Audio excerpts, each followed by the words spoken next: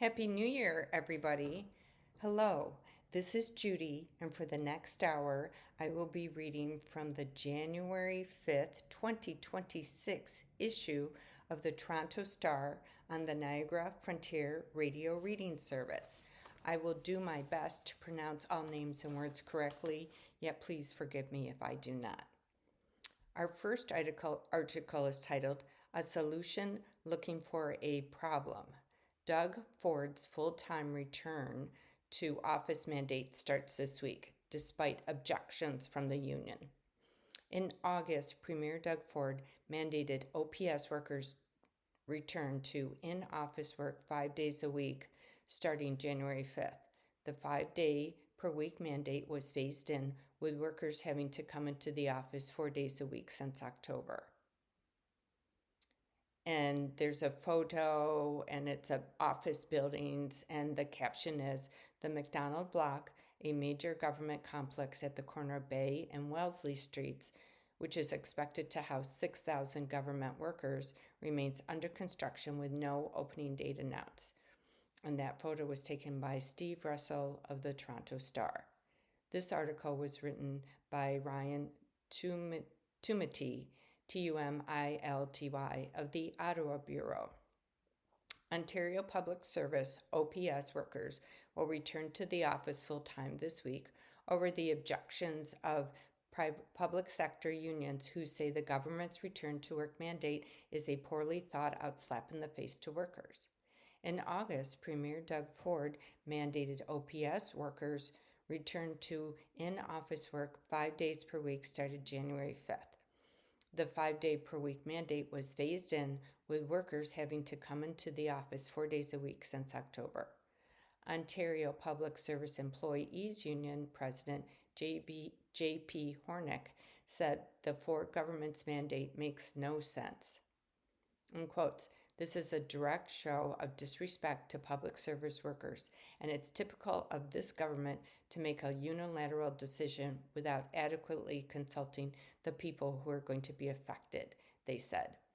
Hornick said since the mandate first ramped up in October, they have heard from members who returned to offices without enough desk and other space constraints. Global News reported that the LCBO is delaying the full-time return, citing inadequate space in their downtown Toronto head office.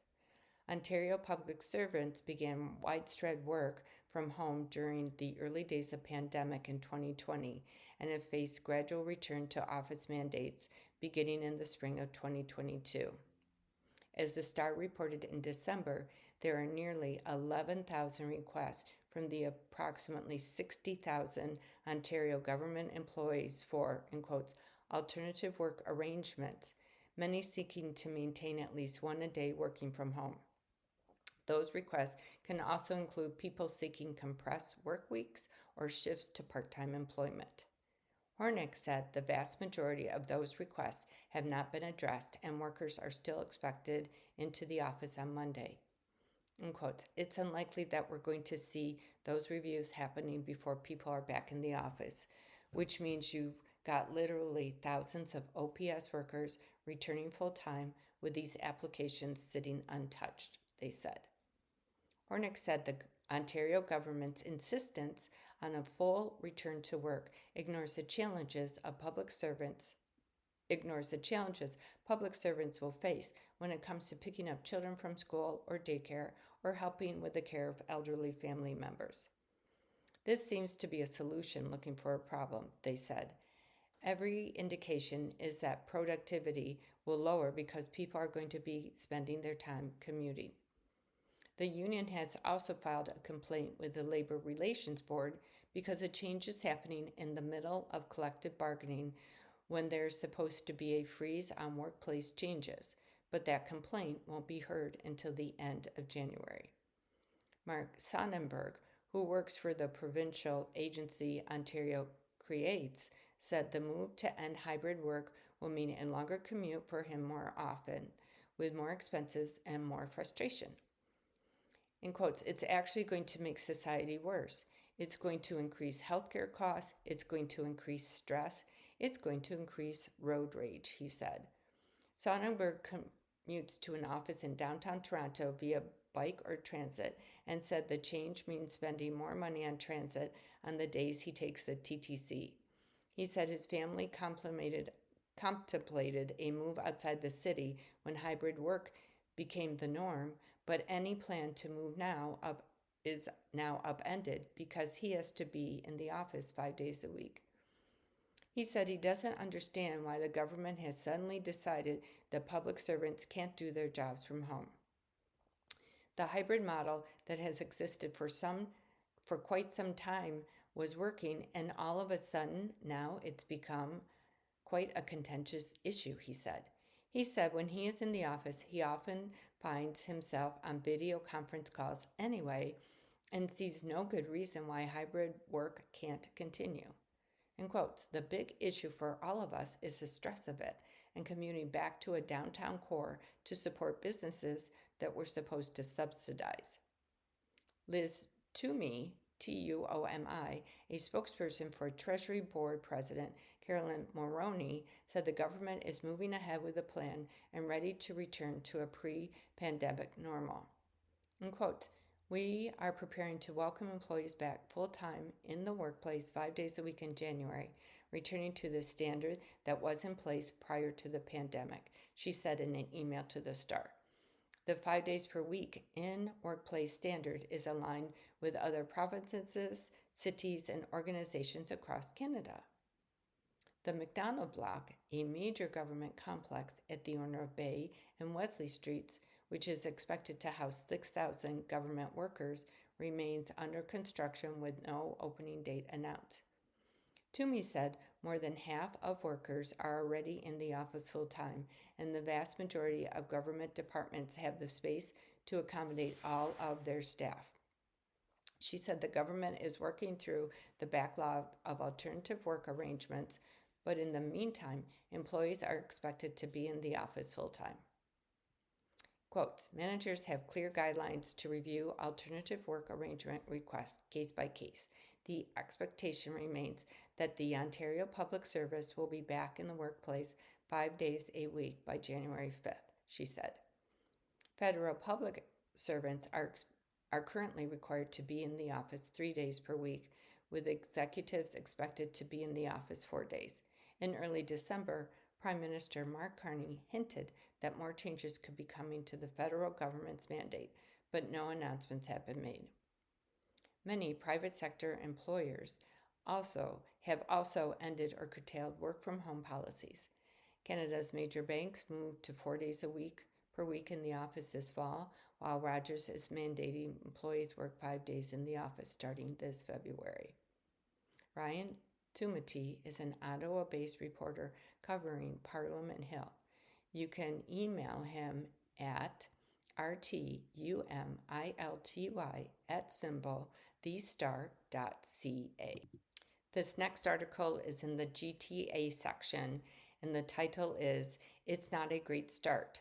Toronto residents left waiting for blue bin pickup under province's new privatized system. Neighborhoods across Toronto were still waiting for recycling to be picked up this weekend after being told it would be collected on Friday. And there's a photograph with the blue bins out, the recycling out, and the caption states, blue recycling bins await pickup along a Toronto street on Sunday. And this photo was taken by Richard Lortens of the Toronto Star. And this article is written by Victoria Gibson, who is an affordable housing reporter. Tobiah Abramson just wants to talk to someone about his recycling pickup. Like his neighbors in Toronto's Humewood neighborhood, adjacent to St. Clair Avenue West, Abramson was told there would be a special recycling pickup on January 2nd, the first under Toronto's new privatized recycling system run by industry group Circular Materials. He heeded the advice to make sure his bin, packed with boxes and other household discard after the holidays, was outside well before the 7 a.m., bringing it to the curb late on New Year's Day. But 2 days after the scheduled pickup, his bin was still there. All down his Midtown Street on Sunday, like others around it, blue bins sat, bursting with delivery boxes and Christmas wrappings, now dusted with snow. Standing on his porch, Abramson recounted his days-long effort to speak with someone about the new curbside recycling system that began January 1st. That new system came as a result of provincial legislation that aimed to make companies that produce recycled materials responsible for administering the recycling system instead of the municipalities, which used to handle it. Abramson's first call was on New Year's Day to GFL Environmental, the company contracted by Circular Materials for curbside recycling in Toronto, with a question about the upcoming pickup.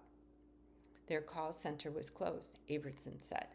He called again on January 2nd, when his bin didn't get picked up as expected. I was on hold for 35 minutes. When Abramson finally got a hold of someone at GFL, he recalls them saying there were still trucks on the roads and to hang tight to see if they came by. Then I tried calling again today, and their call center is closed again, he said. I just want my stuff picked up, and I want to be able to talk to someone. Over the first weekend of the new year, confusion over blue box pickups has reigned in this Midtown neighborhood, as well as others like it elsewhere in Toronto. Bins expected to be emptied, then hauled back into garages and yards remained on the curbside, and Torontonians who spoke to the Star said they weren't sure what had gone wrong or when the trucks might arrive. Some neighbors in Humewood pointed to a waste collection calendar for 2026, which didn't show a scheduled recycling pickup for January 2nd, but a pickup for garbage and organic waste instead. Other residences pointed to a glossy blue cards they say arrived after the initial schedule was distributed, promising a special collection on January 2nd to manage excess recycling following the holiday period. Alan Langdon, CEO of Circular Materials, said in a statement to the Star that his team had spoken with GFL and confirmed expected curbside collection in certain neighborhoods located in 2 different districts of Toronto, together ranging from the Humber River to Victoria Park, between Steeles Avenue and Lake Ontario, did not take place as expected on January 2nd or January 3rd. Langton said residents would have received a postcard about the special collection date that was outside the regular pickup cycle to help with added recycling expected from the holidays.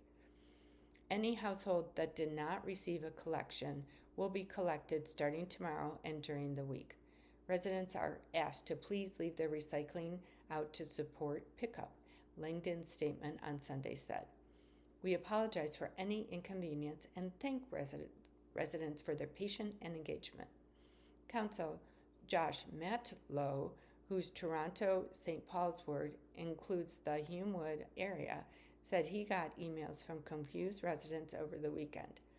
His concern is that under the new private system, Torontonians have less recourse than before, when they could send an email to their counselor or call 311. I don't actually expect that most people have incredibly strong views about who picks up their recycling as long as it's done and done well, said Matlow. But underlying all of this is when it's not done well, it's far easier to contact your city government who is directly elected and accountable to you and to provide better service. Matlow also noted that the timing of the issue was especially irksome right at the end of the holiday season when everybody's got lots of wrapping and boxes and all the boxes from the gifts over the holidays. It's kind of infuriated people even more, he said. One street over from Abramson's home, longtime residents Mario Galewski, Godlewski, and Madeline Petzold, Petzold, have also been waiting for their blue bin pickup. Everyone around here dutifully put out their blue box and their gray box, so the streets were just cluttered with boxes, and that was on Friday, January 2nd. But they didn't come around and pick it up, said Petzold. Most people left the blue box sitting there, thinking maybe they'll get to it on Saturday, but no. Galuski tried to reach someone about the issue by phone, but said his call went unanswered. It's Sunday, so nobody responds, he said. He sees the pickup issue as just one of the wide-ranging frustrations Torontonians nowadays deal with on a day-to-day basis, from public transit to road traffic. He's wary of services like curbside pickups being put into private hands. There's no public accountability or responsibility once you contract these. What should be public and municipal responsibilities to a private enterprise?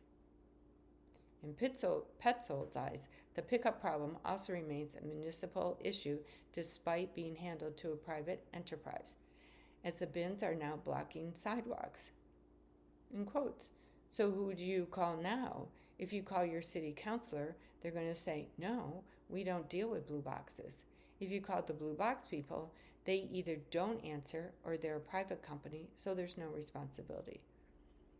To Abramson, the challenges in speaking with service representatives has been publishing, given the system is in its earliest days of transition. In quotes. It's not a great start. Victoria Gibson is a Toronto-based reporter for The Star, covering affordable housing. You can reach her via email, victoriagibson@thestar.ca. This next article is in the business section, and it's an opinion article. So this is the title, Opinion. Maxed out your credit cards over the holidays? Here's what to do starting today. Whatever you do, don't take on more debt while you're paying off existing debt.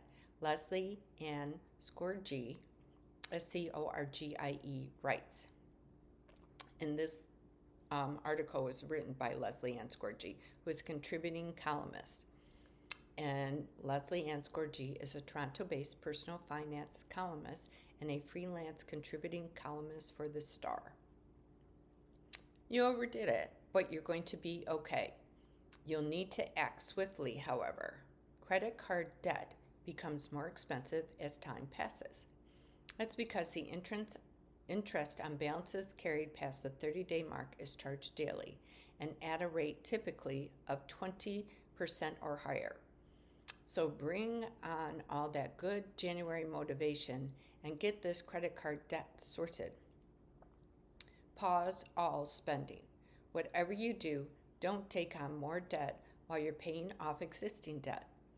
It's imperative that you stop all non-essential spending for at least a month so you can turn this ship around.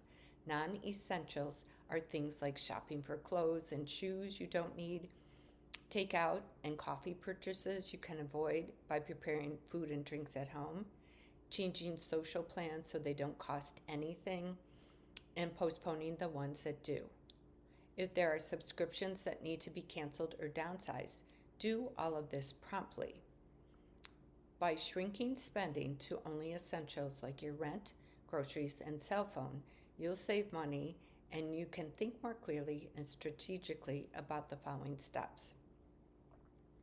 Rush your returns. Whatever can be returned from your holiday spending needs to be returned ASAP. Decor, gifts, supplies you didn't use, unnecessary purchases made during the Boxing Week bonanza. Take everything back that you possibly can and get your money refunded back on your credit card rather than a store credit. Similarly, if you're behind on filing your benefits claims, billing your customers, or inputting your hours into your employer's time tracking system, bring it all up to date. Consolidate to a lower interest rates.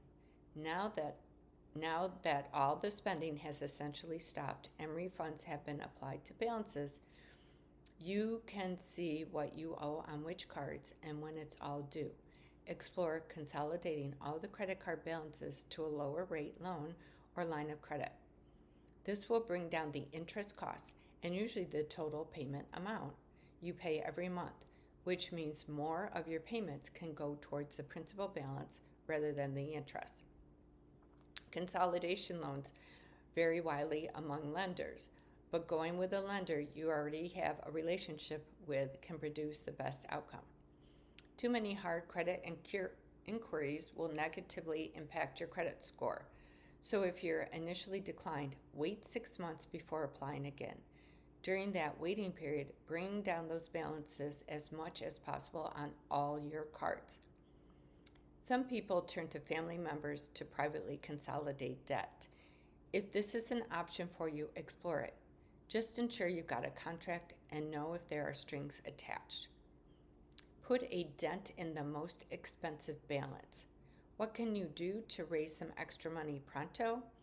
Can you take on extra shifts or bill a few more hours? Can you find a side job or call in that loan you made to your friend last year? Will you be getting a bonus or commission payout soon? Can your loyalty points be converted to cash and applied to your balance? Now look room by room for things you can sell on Facebook Marketplace, Kijiji, Kijiji, or your local swap and sell website. Gaming consoles, tools, designer suits or bags, bed frames, and strollers. Over time, you can evaluate the feasibility of shifting to one car or no car and downsizing your home, but those changes take time and can't offer immediate relief. Use 80% of the money you raise to pay off the most expense balance first. The other 20% can go into an emergency fund, which will help you stay out of debt in the future. Attack the highest interest first. If you have multiple cards, even multiple consolidation loans, focus on paying a little bit extra on the one with the highest interest rate first. Skip the lattes and extra trip to the grocery store for special ingredients when you have food at home. Use this extra $25 a week to make additional weekly payment. Once the first balance is gone, roll that payment and the little extra payment you are making onto the next. Keep going until the debt is gone. As balances shrink, motivation grows. Stick with it and you'll also see your credit score improve within 3 to 4 months. Try for 90 days, and if you simply can't keep up, explore other options. If you've done everything to clear the balances but can't keep up, you may need to meet with a licensed insolvency trustee service who can help you prepare a consumer proposal. This is a process where an agreement is made between various lenders you owe to pay them something, but not everything owed. This option reduces payments and typically the interest rate, and is far less damaging than bankruptcy, which still negatively impacts your credit score. Holiday overspending happens to a lot of people. Don't beat yourself up, learn from it. Face the numbers, open the app, look at the balance. Take a breath. You can't fix what you won't face, and seeing the real numbers is the first step to taking control and moving on from this. You are listening to a reading of articles and features from the Toronto Star on the Niagara Frontier Radio Reading Service. The next article is under Federal Politics, and the title is strict online age verification coming to Canada? Inside one plan to shield kids from internet porn. One senator has introduced Bill S-209, which if passed will require pornography websites to verify a user's age before allowing them to view adult content. The firm behind pornography's giant Pornhub says it's not fighting age verification, but the responsibility should be put on major tech companies like Google, Apple, and Microsoft. And this article was written by Ryan Tumilty, Tumilty, of the Ottawa Bureau. Debate about how to add age verification requirements to the internet in Canada will heat up this year as the federal government is likely to reintroduce legislation to strengthen online guardrails, as one senator is pushing for stricter oversight of pornography websites. The Online Harms Act, which died last year when Parliament was dissolved for an election, did not mandate age verification technology. Instead, the proposed legislation required social media companies to adopt, in quotes, age appropriate design and implement measures to reduce the risk of children being exposed to harmful content.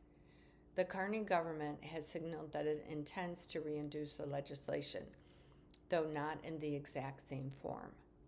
Meta, the parent company of Facebook and Instagram, is encouraging the government to force app stores, namely those of Google and Apple, to introduce an age verification system. Rachel Curran, Meta's chief of public policy in Canada, said her company has worked to create a safe space for teens with special accounts that limit the content they see and the people who can message them. But Meta knows teens often lie about their birthdays when they set up accounts, and getting clear age verification can be tricky, Curran said. Having it done at least the level of the App Store is the best way to accurately get a user's age, she said. In quotes, age verification is just the piece that underlines everything else.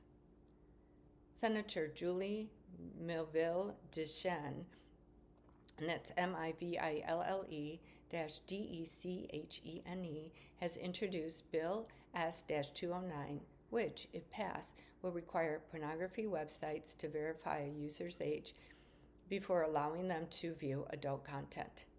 Too many teens discover, in quotes, discover sexuality through porn and instead have a vision of sexuality that can be healthy, that they are looking at performance, which they think is true reality, Miville-Deschene said.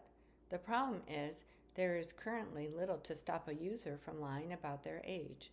Miville-Deschene's bill will require that porn websites use a third-party service that could ask for identification or use a scan of a person's face to estimate their age.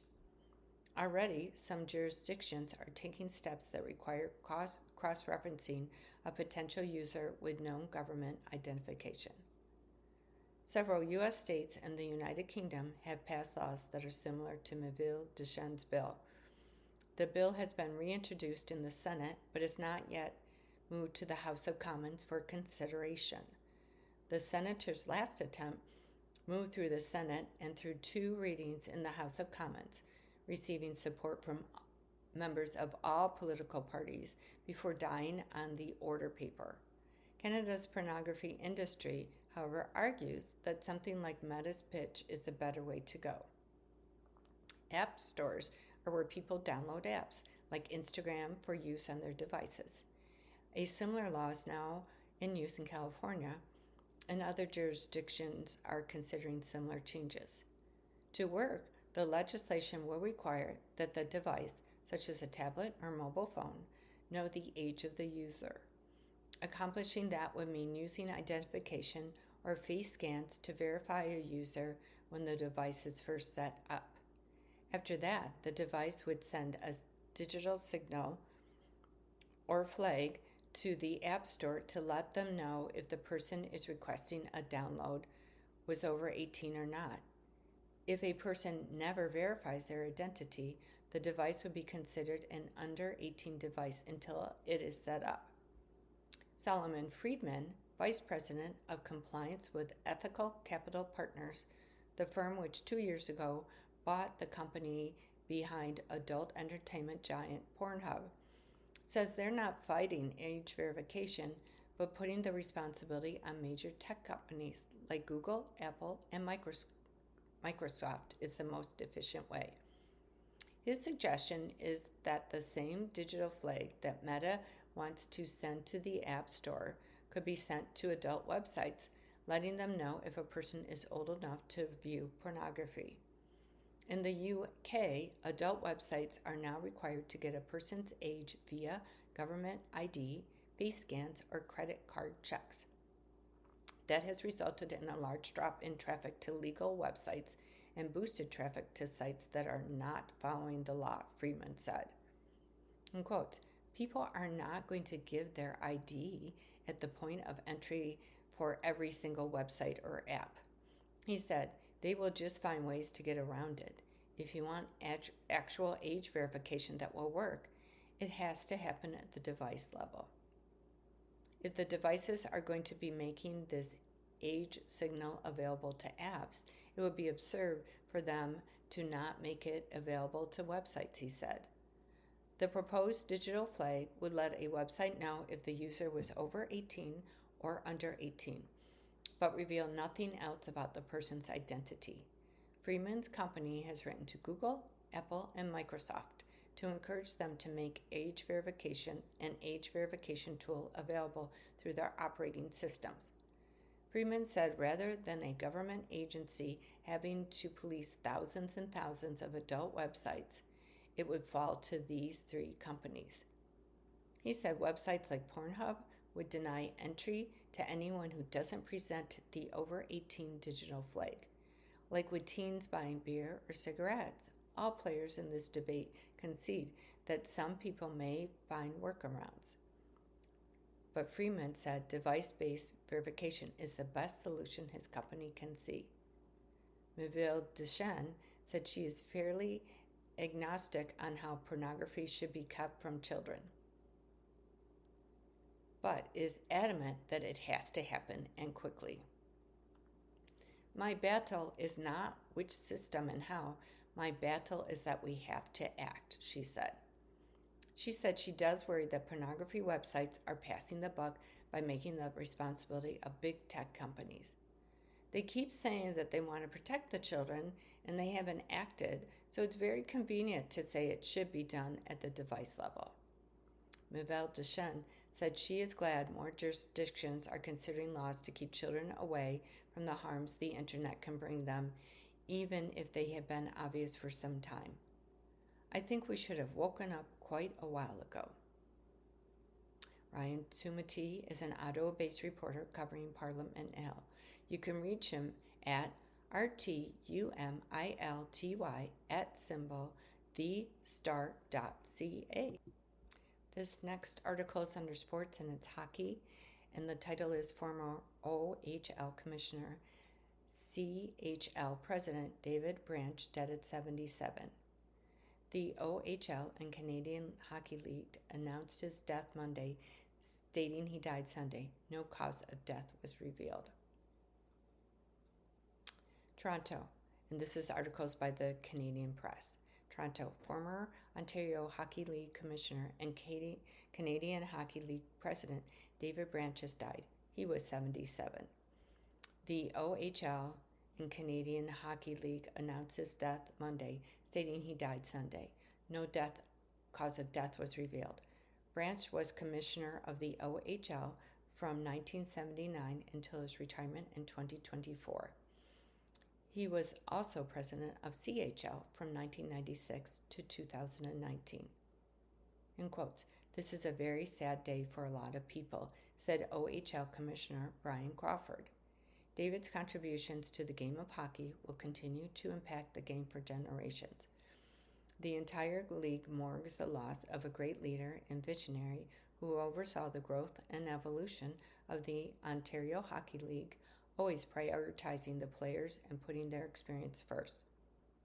The CHL Player of the Year award was renamed after him in 2019-2020, in addition to the Leader of the Year award given out to the top OHL executive. Branch, a Bathurst MB native and longtime resident of Whitby, Ontario, had served on the Hockey Hall of Fame Selection Committee, received the Order of Hockey in Canada in 2016, and was inducted into the Whitby Sports Hall of Fame as a builder in 2017. In quotes, "The CHL would not be the top development hockey league in the world without David Branch," said CHL President David McKenzie. His relentless focus on the player experience, both on and off the ice, will be his greatest legacy as the game is safer, faster, and more skilled because of his influence and leadership. David had both the vision and the will to do big things, and he brought people together to get them done. He was a true builder, and his rightful place should be in the Hockey Hall of Fame one day. In a release, the OHL credited Branch for guiding, in quotes, the OHL through an era of unprecedented growth and progress, establishing standards that elevated junior hockey across the country. In quotes, Mr. Branch was a pioneer in prioritizing player welfare, championing initiatives that address player safety, mental health support, and educational advancement. Branch introduced the OHL Scholarship Program to ensure that players who passed through the league would have access to post-secondary education. This next article is under Ontario, and the title is From Politics to Patients, Ontario Doctors and Nurses who are MPPs do double duty as public servants. They do it to fulfill their role as healers and to inform their decision in a province where health care is the biggest expense. And there's a photograph, and it's taken by the emergency room, and the caption is Liberal MPP Adil Shamji, Shamji, still spends time working as a doctor. He says he entered politics because he was frustrated at seeing patients waiting systemic issues that require solutions at a higher level. And this article is written by Rob Ferguson of the Queen's Park Bureau. In quotes, "Hey, didn't I vote for you?" asked the patient in the emergency department waiting room. In quotes, "You might have," replied Dr. Adil Samji, the second-term Liberal MPP for Don Valley East, masked and wearing scrubs, as nearby patients chuckle at the coincidence. That type of encounter is part of the job for doctors and nurses doing double duty as public servants. Politicians who set aside time away from the legislature to work occasional shifts in a healthcare system struggling to meet the needs of patients. They do it to fulfill their role as healers, to keep an eye on conditions and trends, to keep their skill up, and to inform their decision as policymakers in a province where healthcare at $91 billion is the biggest expense in Premier Doug Ford's annual budget of $232 billion. Health Minister Sylvia Jones has pledged that every Ontarian will be able to get a family doctor by 2029, amid concerns from opposition parties that there are not enough resources in place to do so, resulting in continued long waits in hospital emergency rooms. Jones is leading efforts to connect Ontarians with family physicians through expanded health clinics, linking them by postal code in much the same way children are assigned to schools. You can say you've done the work to bring in as many family doctors as you can, but it takes 1 minute in an emergency department to know they haven't, said Samji. In quotes, "We have people who are coming in, they haven't been able to get medications refilled, they are not up to date on their testing, we're making the diagnosis of things like diabetes for the first time." In 2018, Ford came to power promising to end, in quotes, hallway healthcare in hospitals, but then the COVID-19 pandemic hit, and today the problem remains. Dr. Robin Lennox, MPP for Hamilton Center, said she uses her hospital shifts to note how many patients are waiting in hallways and regularly hears from physician and nursing colleagues about snags in the system and barriers that patients face. "It was always very important to me to bring the frontline perspective," adds Lennox, elected for the New Democrats in last February's provincial election that returned Ford's progressive conservatives to power with a rare third consecutive majority. She just had a third child and is taking a break from hospital shifts for now. It's just not the opposition MPPs doing double duty. During the height of COVID-19, registered nurse Natalia Kustova-Bashta, and that's Kustova-Bashta, MPP for Mississauga Center and now Ford's Minister of Long-Term Care, puts on her scrubs and worked in an emergency room at a critical time for hospitals. In quotes, There's always a million extra shifts you could pick up because of how short we often are, says Tyler Watt, a registered nurse and Liberal MPP for the suburban Ottawa riding of Nepean, Nepean. He works in a hospital geriatric rehabilitation unit where seniors get 3 to 6 weeks of treatment. In quotes, they often come in bedridden, and then I get to see them walk out the front door, Watts adds, smiling. Quotes, I try to pick up at least one shift a month. The occasional flash of recognition from patients is, by nature of the task at hand, a fleeting moment that is quickly steered away from politics. In quotes, I never bring it up, Watts said. In quotes, you kind of say, yep, that's my role, but today I'm your doctor, and so I'm focused on you, Lennox told the Star. People are just really keen to get their issue treated because in most cases they've been waiting hours, says Sam J. In quotes, it's important to maintain that level of professionalism and draw a distinction between the work I do as a politician and the work I do as a physician. People come from different political stripes. It's not necessarily true that everyone agrees with everything that I'm saying, but that's never proven to be an issue. As doctors, Lennox and Samji said they entered politics because they grew frustrated at seeing patients facing systemic issues that require solutions at a higher level. A prescription for antibiotics or antidepressants can solve an immediate health problem, but that only goes so far. They recently collaborated on an opinion article in the Star calling on Ford to sign a bilateral agreement with the federal government to bring pharmacare to Ontario. In quote, how many times can I sit across from a patient and call shelters that turn them down because there's no space, said Lennox, who specializes in refugees, people facing addictions, and homelessness. In quote, how many times can I sit with my patients and tell them that, unfortunately, they don't qualify for any medication coverage and all these sorts of things? It just felt like, at a certain point, I just couldn't keep doing the same. She made the decision to run in the summer of 2024 amid swirling rumors about a pending early election call from Ford and downloaded the NDP candidate application. Quote, I wasn't tapped by anyone to run. I filled it in and sent it in cold. Samjay said he grew increasingly frustrated with the provincial government during the, in quotes, terrifying early days of COVID-19 and began to, in quotes, engage with the Liberal Party, was approached for his interest in running, but put that off until the June 2022 election when vaccines had arrived to ease pressure on the health system.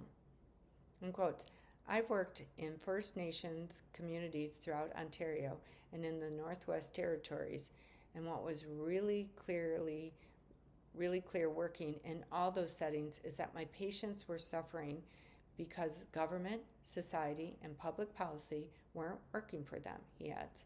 In quotes, it was very frustrating to be able to prescribe antibiotics for a problem, but not be able to address the root causes for why they weren't well in the first place. Aside from helping with patients, it's important to keep current because politicians have to reapply for their jobs every few years when the next election comes along, said Watt. In quotes, this job is not exactly the most guaranteed, stable job imaginable. Samji finds a measure of irony in his dual role. In quotes, it's not lost to me that I've gone from the most trusted profession to the least trusted profession. And Rob Ferguson is a Toronto-based reporter covering Ontario politics for the Star. This next article is Toronto the Better, and the title is, We asked you to vote on the one great idea to make Toronto better, and the winner is... We asked, you delivered. From mental health supports for the homeless to more public bathrooms to simply just ensuring the city is clean, here were the top ideas from Star readers. And this article is written by Edward Keenan, who is a city columnist. Toronto is full of ideas, and we think we found a great one. When we asked our readers for ideas to improve the city, They sent their brainstorms by the dozens. And when we asked readers to vote on submissions, thousands more responded.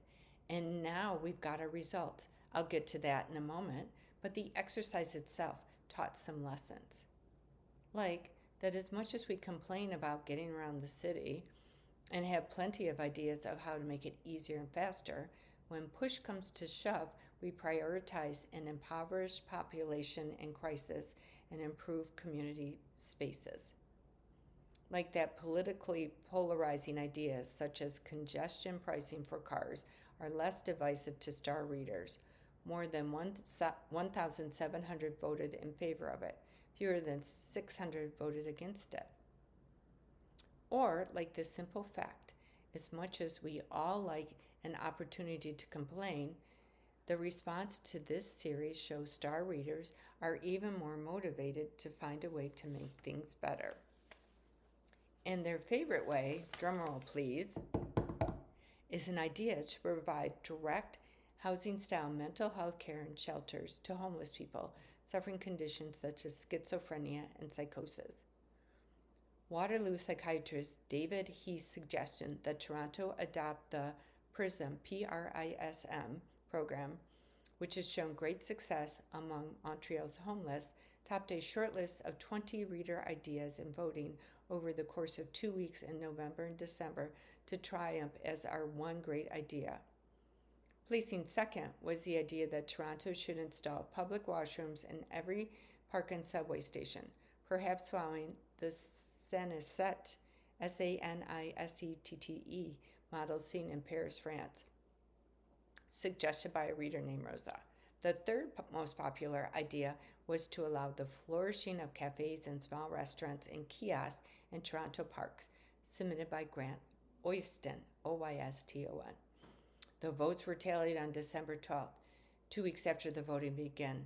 A note on methodology.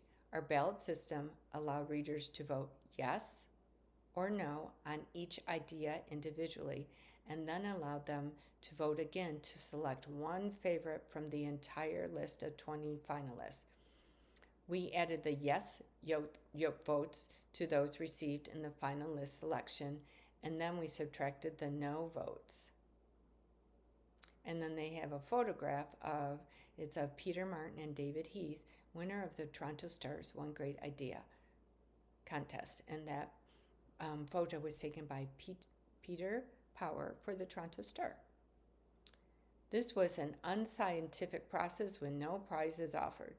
It was meant to raise the awareness of the ideas themselves, and we took no measures to prevent multiple votes, but we detected no obvious evidence of attempts to game the system through bots or other forms of electronic ballot box stuffing.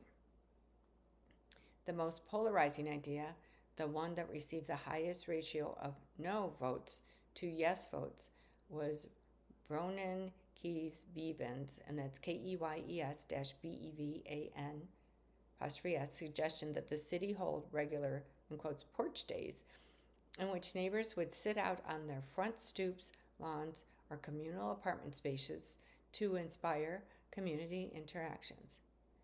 The idea that saw the biggest gap between its performances in the individual voting and all-in-one final selection vote was Jeremy Nelson's suggestion to transform bike lanes during winter months into an iceway network, allowing people to skate around areas of the city. In the overall vote tally, yes votes plus final ballot votes minus no votes, the idea placed fifth overall, but only 35 people, the second least of any idea, selected it when it came to choose just one. The top 10 finalists. 1. Replicate Montreal's PRISM program in Toronto to provide psychiatric hospitalization treatments in modified sections of homeless shelters, and that was by David Heath. Number 2, provide 24/7 restrooms with flush toilets and running water around the city, including in all parks and subway stations. And that was by Rosa via the Star comments. 3, allow more of Toronto's local parks to host small kiosks serving things such as espresso, ice cream, and simple sandwiches with a few seats and tables scattered nearby. That was by Grant Oyston, Oyston. Number 4, set up community center medical hubs that can serve surrounding neighborhoods. Felicia Alley, Alli. Number 5, transform select bike paths, ravine trails, and side streets into linked skating routes, and then, in quotes, Iceway Network, Jeremy Nelson. Number 6, implement congestion pricing in Toronto and direct the revenue to improving public transportation. Sharon Bider. Number 7, get Toronto out from the oppressive jackboot of the province of Ontario by making it an independent, self-governing municipality. And that's by Carol Damioli, Damioli. Number 8, the city needs a thorough cleaning. And that's by Gary via the Star Comments. Number 9, a simple rule to never turn left when driving on streetcar tracks. And that's by Cameron MacLeod, Macleod. Number 10, a Toronto museum housed at Old City Hall. And that was by Jeffrey Kay. Turning the One Great Idea into action. Our One Great Idea contest began with 8 ideas solicited from prominent Torontonians, continuing with reader submissions that led to 20 finalists and 30 runners-up published in the Star. And we added 4 more from Toronto students. Thousands of readers voted for their favorites. Our hope all along was to get people thinking about how to turn them into action, especially decision makers in important positions. Hint to 2026 mayoral candidates, steal these to build your platform. In the case of our winning idea to replicate Montreal's prison program and our homeless shelter system, Toronto has a head start. Psychiatrist David Heath, who has a career history of working on alternatives to hospitalization for psychiatric patients, has already been working with Peter Martin, Housing Solutions Manager for the Toronto Alliance to End Homelessness, who has personal experience of having been homeless while suffering mental health issues to make it a reality. The 2 men have been diligently laying the groundwork to allow a pilot program to begin in short order. They told me recently on a Zoom call that they'd hope City Council might offer an endorsement by late spring, and they could potentially have a pilot up and running in one of Toronto's not-for-profit operated shelters in the fall. What's required? Heath and Martin say is some minor renovations to a shelter to allow 8 to 12 private rooms for patients in the program. Then some staff, perhaps reassigned from other roles, a dedicated shelter worker, and a medical personnel provided by a partnering hospital, including a social worker, a psychiatric nurse, and a part-time psychiatrist. The reasons to do it are compelling. Unlike often involuntary psychiatric hospitalization, this process allows the treatment of the symptoms of mental illness and the symptoms of street poverty at the same time. While medical care is underway, patients can also be helped to access services that enroll them in benefits and help them find housing. Because they remain connected to their street community, patients are often more willing to participate in treatment. The results from Montreal, 75% of participants getting housed and 2/3 remaining housed after 1 year after treatment, is incredibly impressive, Martin says. The costs are not forbidding when compared to those of treating these people otherwise through hospitals, shelters, and the criminal justice system. That's why the Quebec provincial government has integrated the program into its approach to homelessness, with 7 programs up and running and 3 more in development. Star readers say with their votes they like to see it adopted here. More to do in Toronto. Reader Rosa, who prefers not to have her full name used, would love dearly to see her first runner-up idea adopted by the city too. Because of a health condition, she now has to plan her walks carefully around access to public washrooms. Quotes, "It's an ongoing daily life thing for me and a basic accessibility issues for many others," she noticed. "It cracks me up that when the city says we're a world-class city and they haven't got this basic thing." Bronze medal winner Great Olston says allowing more vendors in kiosks in parks as you see in many other cities, should be relatively simple. In quotes, I would approach it as a pilot program, similar to the way they approach allowing alcohol in parks. He said, there's precedent here, right? Like Grenadier, Genadier Cafe is located inside Hyde Park. There's also, I think, McCormick Park. There's a small kiosk selling Japanese sandwiches. So, there's something like this that can be done in Toronto. As honorable mention, I'd like to note that the idea to implement strong traffic signal priority for streetcars and on the new LTR line suggested by Reese Martin has become a citywide issue already since the launch of Line 6 on Finch West. Its poor performance and wait times at red lights at launch, motivated by Mayor Olivia Chow, City Council, and the TTC Board to demand implementation of signal priority for all surface rail vehicles in Toronto. They still have to actually do it, but the wheels are in motion. We're so glad they took our suggestion. Now we've got another one for them. Prism-inspired mental health Prism-inspired mental health services in shelters. Make it happen. And then, we've got plenty more good ideas where those come from. And there's a correction. This article has been updated. A previous version incorrectly identified Peter Martin. He is not a lawyer, but rather the Housing Solutions Manager for the Toronto Alliance to End Homelessness. Edward Keenan is a Toronto-based city columnist for The Star. You can reach him via email at ekeenan@thestar.ca. You've been listening to a reading of articles and features from the January 5th, 2026 issue of the Toronto Star. Your reader has been Judy, and I thank you so much for listening, and I'm honored to do this, and I hope you have an amazing day. Thank you.